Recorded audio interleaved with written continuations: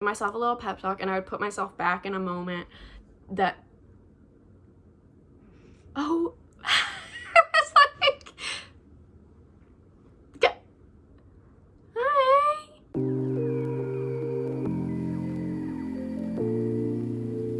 Hello, my lovely, oh, what? Oh, okay, everybody stop. Okay, hi. Hello everyone, my name is Grace, if you're new here. If you're not, it's also still that. I haven't done an outfit check, and no, I was about to lie. I was about to be completely dishonest and say I haven't done an outfit check in a while, but like the reality is I probably did, and whatever. Okay, whatever, I did. Okay, so this is today's outfit. Don't you love it? Anyway, yeah, but that's not really exciting. What's exciting is I did my makeup, and like, look at this little glitter. Okay, one of my big fears, like if I can just be honest for a second, is that one day I'm gonna move to LA for like film and entertainment stuff, which is what I'm like working towards. And like I'm gonna succumb to the pressure and then end up getting filler and stuff, which like there's nothing wrong with like people who get filler and get stuff done, but I think there is something wrong with the pressure, and I don't want to succumb to the pressure. I don't want to be that affected by it. But I guess there's no point in worrying about it when I'm like, I don't even live there and don't have any immediate plans to move there. Oh my gosh. Coffee can be so good as long as you can get past the part where it's bad.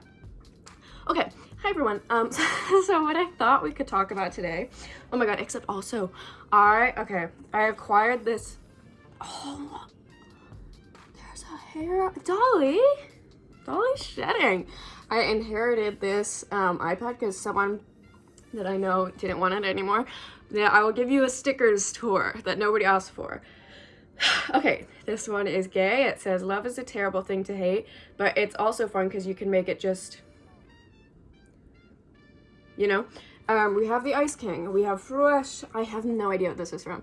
We have this little cow that my friend Susan made. If you guys want to shop her Etsy shop, let me know. I will put it somewhere, so you can, because she's very talented, and makes incredible artwork, and she works for this like magazine, or she like runs this magazine called Art and Type, whatever. I don't know if she's gonna want me to like talk about it, but it's really good. And then I have this Dolly Parton one. Okay, so that's that. That's the how do you do on that. What I thought we could talk about today is like imposter syndrome and feeling like you're not good enough to occupy the spaces that you occupy. You know what I mean? Like, because ever since I was, goodness, I don't even know. I don't feel like I've ever, like until recently, ever really felt like I was part of something, including things that I was a part of, you know, like I would be in shows, I would be on like dance teams, I would be in a choir or in friend groups or on student government or in this, that, or the other thing, and I just never really felt like I was actually part of those things. Just kind of like this feeling of otherness that I don't know if everyone feels it on the inside or if it's just me, but at some point you have to go like, maybe I'm the problem. You know, because it's like I keep being part of these things, I keep doing these things, and people keep like letting me do them. So at some point it's like, am I telling this story to myself and it's not actually based in reality? And so the answer to that for a lot of people is yes. I would say almost everybody, because like basically, okay, I'll tell you what prompted this. So some of you may know I am a film student, and the program that I'm in is very, very competitive. And for me, like not competition with each other, but like it's very, very like, so sometimes I feel like I'm not good enough to be there is what I'm essentially saying, which doesn't mean that that's true, and obviously I got in for a reason, and you just have to remind yourself, like, if I'm part of this thing, it is because someone wanted me to, or it is because like someone believed in me or something like that. But you know, when you have classmates who are like working for NCIS and working for Netflix and working for like top modeling agencies at my age, I'm like I think it would be really hard to not feel like you're behind. And like, I don't even, like, and I've also been at home for the last year and a half, so a lot of opportunities have just not been available to me because I'm not where I go to school. But anyway, that had me thinking, like, because the school that I go to recently moved up the ranks in terms of like how film schools are nationally rated, and I was just like, god damn, like this is happening, and like I still don't feel like I belong. I still don't feel like I'm actually good. I still don't feel like, you know, all these things. And I think a lot, and so I asked on my main account on my Instagram story, like, do any other creatives like feel this way? And I know that people feel this like everywhere. Imposter syndrome is a thing everywhere, but I think sometimes when it's like creative stuff, it's very tangible if other people are doing better than you or things that seem bigger than what you're doing. Because I think for a lot of things like production design or like directing or cinematography, like that's something that's very shareable, very postable. And for me, my focus is writing,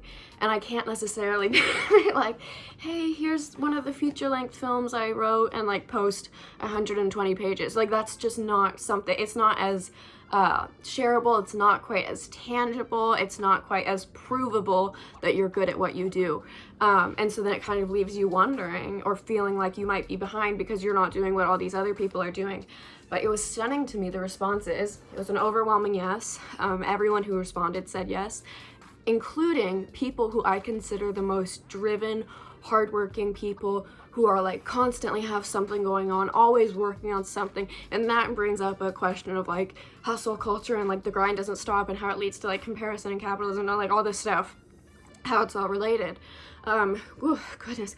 Okay, I don't know if you guys feel this, but like ever since I got vaccinated and since I've like been talking to people more, whether it's like, honestly, it happened on Zoom yesterday as well, but like if you're actually talking with people, like my throat just gets so dry, like after I've just been blah blah blahing for like the longest time. And it's just like, it's crazy because you guys know how conversations go. One person talks and then the other person responds. And there's no way around that. I was just like, oh my god, I'm not used to talking this much. You know, like for the last year and a half, it's been like you talk when you decide to call someone, when you decide to answer something, you know what I mean? But now it's just like, oh my god, talking is part of life again. Okay, I need to put up my hair because I'm getting a little hot. But basically, yeah, like everyone was saying that they feel this way sometimes and like they don't belong, like they're not good enough, like this, that, or the other thing. And I was just like, this is not right. This is not right, because no one should feel that way, even if they're not the ones doing the most. But it was just like, this is stunning how all of these people who are objectively like doing incredibly, which like, okay, what does it mean to be being successful and doing well, but whatever. All these people who are basically like pursuing and living out their dream of like working on these projects and being part of all these things, like it's happening for you. And that is so incredible. And like, I can't even, like, I'm so happy for those people, and it's just like stunning to me, and it inspires me, and it makes me want to work harder.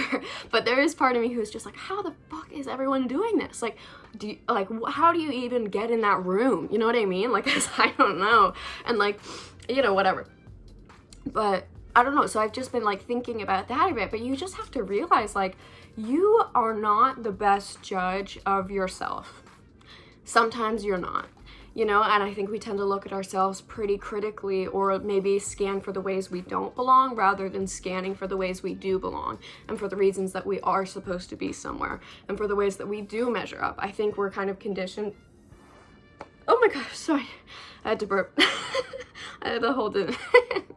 But I think we're kind of conditioned to focus on the negative, just in general in society, you know? Like, no one's making, like, if someone posted an article, like, this person had a really good day, no one's gonna read that. But if they post about something tragic that happens, everyone's gonna want to click on that. You know, my sister and I were talking about that recently, but just kind of like this sensationalism.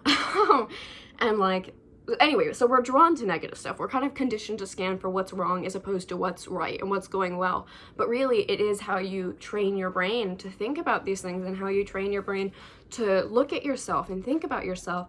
And really, I remember I had a switch senior year of Jesus Christ, I had a switch senior year of high school where I basically like, I totally changed my mindset, and I started treating myself like my best friend instead of treating myself like this enemy. And I was told that I have a kind of like tyrannical inner voice. And I've also been told by I was told by a therapist at like 14 that I do something called catastrophic thinking.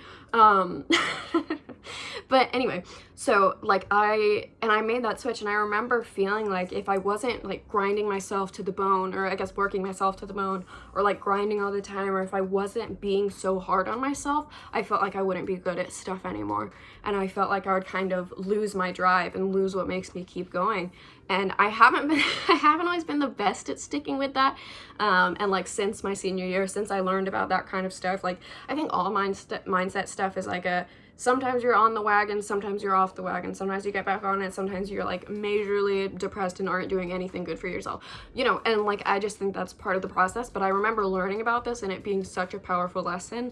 And like when I started supporting myself and being kind to myself and like giving myself pep talks, and like every time I was in a bad mood, I would do a mood shift. Like I would put myself back, I would like give myself a little pep talk, and I would put myself back in a moment that, oh, it's like, hi. Okay, 1 second. Louisa, okay, oops, you can't see her. She's gonna take her stairs and go up onto my bed because she's perfect and good at everything she does. She doesn't feel imposter syndrome at all. She knows she's the best. And when people say she's so good at being a dog, she believes them. You know what I mean?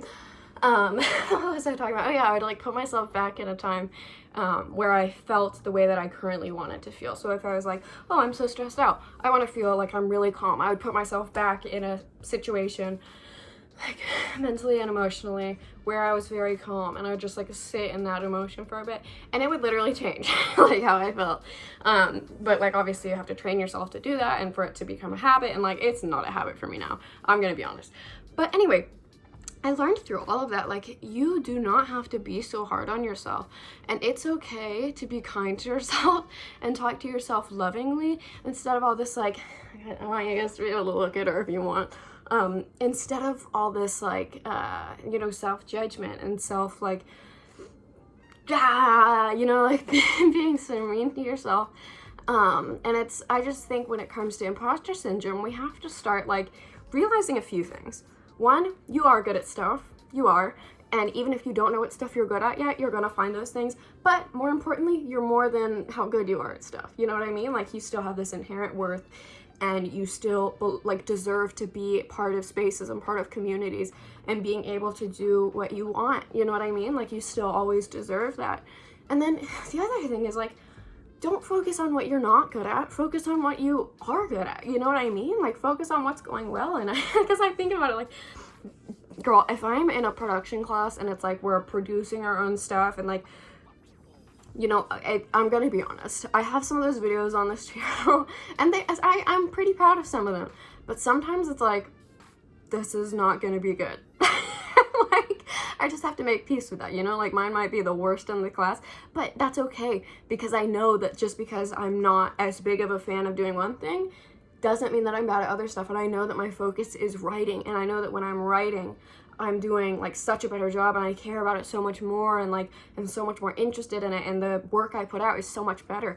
And so it doesn't really get to me so much that like I'm not as good at these other things, like audio mixing.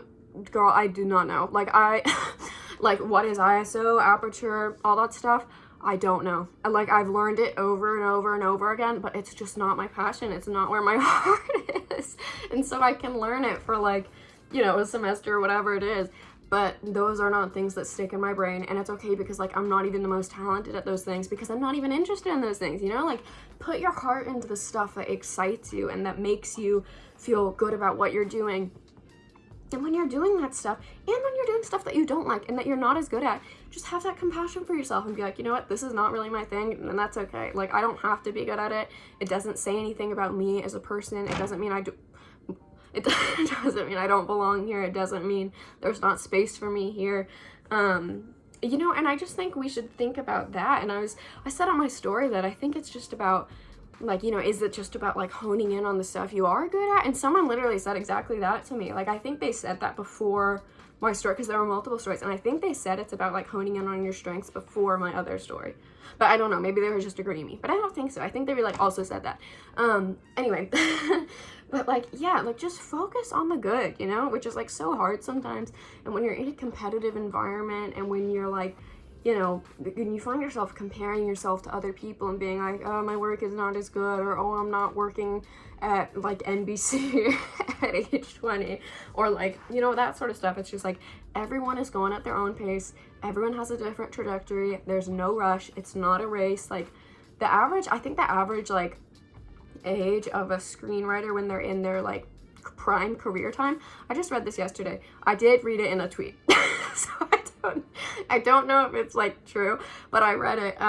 They said it's like 46, and it's like, girl, I have 26 years to get there. Like, there is no rush for me, or like there's no reason for me to be beating myself up for having done a lot of work but not quite enough, or not having had something get turned into an actual like full-length movie yet, or like not have had my script like in a TV show yet. It's like I'm not even in that. Like that's not, you know, I'm still a student. Like, anyway, so that's just stuff that I've been kind of thinking about. That's my thoughts on like imposter syndrome and how to kind of get over it. But just know, if you feel that way, like, you are not the only one. And I think like just talking about it can make you feel so much less alone, because like I promise you, even the people who you perceive as like way above you, or who like are doing incredible or have all their shit together, like I guarantee you sometimes they doubt themselves, and sometimes they're like, I don't know if I fully belong here. So I don't know. I hopefully this helps some of you if you struggle with this kind of stuff. See, and now this coffee tastes so good. That's because I got past the part where it tasted bad. Okay, anyway, so that's today's video. I hope you enjoyed it. If you did, awesome. Okay, see you soon.